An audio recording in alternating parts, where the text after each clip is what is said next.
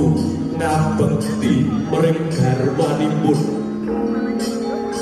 Mugi-mugi daya punika ingkang anjalan kebaing nugra Gusti Banyu Mili mring kekalipun nalika santen. Penganten putri ingkang sampun lila hanyepagi antiga utawi tigan utawi telur ingkang kapiyang pecah pra sanalika.